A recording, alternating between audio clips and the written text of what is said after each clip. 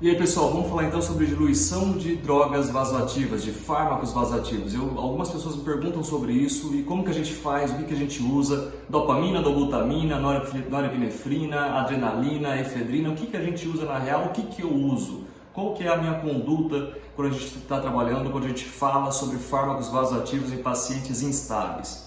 Se bem que a anestesia, para ser bem sincero, a maioria das situações das intercorrências que acontecem quando se trata de variação de pressão, a maioria das vezes hipotensão, acontecem relacionadas a protocolos anestésicos. Então são situações em que o próprio anestesista que causa na maioria das vezes. Isso, dependendo de se você trabalha com pacientes graves, na terapia intensiva, é uma outra situação. Pacientes em choque séptico, em situações de choque ou qualquer outra situação que pode alterar a pressão, são situações diferentes. Porém, durante a anestesia, na situação de anestesia no centro cirúrgico, a maioria das vezes as situações de hipotensão são causadas ou pelo protocolo de medicação pré-anestésica, ou você utilizou fármacos que causam vasoplegia ou vasodilatação. Por exemplo, os fenotiazínicos podem causar esse tipo de vasodilatação, e isso pode transcorrer e levar a uma hipotensão depois da indução anestésica. Ou até mesmo durante a indução anestésica. Todos os fármacos, a maioria dos fármacos que nós usamos na indução anestésica, como o Propofol, por exemplo,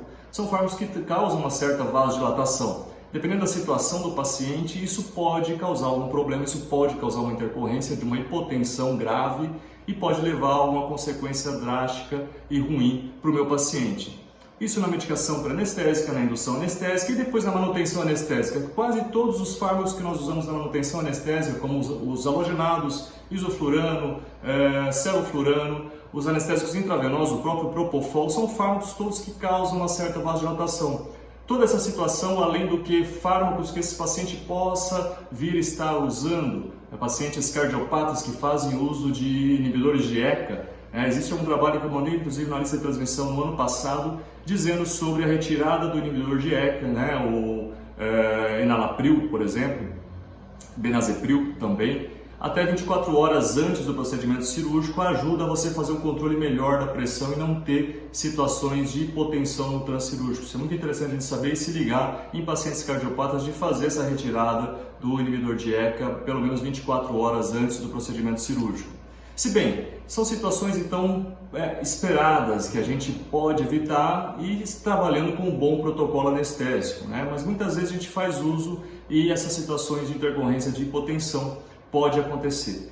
Como que eu faço? O que você vai fazer? Vai entrar com dopamina então na situação? Vai entrar com norepinefrina? Vai entrar com adrenalina? Vai corrigir o problema que você causou antes? O que você acha?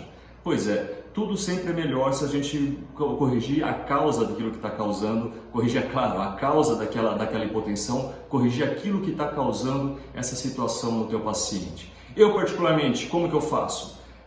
De uma maneira bem simples e bem objetiva. Eu gosto muito de usar a efedrina nessa situação imediata ou de uma situação onde você identifica essa hipotensão e você quer corrigir no momento inicial para depois ver o que vai acontecer ou ver o que você vai fazer. Então, no primeiro momento, houve hipotensão após a indução anestésica ou logo no transcirúrgico, primeira coisa, vou procurar corrigir a causa e enquanto essa causa não é corrigida, eu faço primeiro um fármaco vasoativo que vai me ajudar nessa contração de vasculatura periférica e a efedrina é um fármaco muito legal para fazer isso, eu posso fazer ela em bônus. Como que eu faço? Essa é uma dica prática do que a gente pode fazer. A gente pode pegar um fármaco aqui sem fazer propaganda do laboratório, mas ele tem efedrina, tem nessa apresentação efedrina 50 mg por ml, eu tenho ampolas de 1 e de 2 ml. Se eu pego 1 ml dessa efedrina de 50 mg por ml e diluo em 9 ml de solução fisiológica de água para injeção, eu vou ter uma solução 10 vezes diluída. Se ela é 50 mg por ml, eu vou ter uma solução 5 mg por ml, não é isso?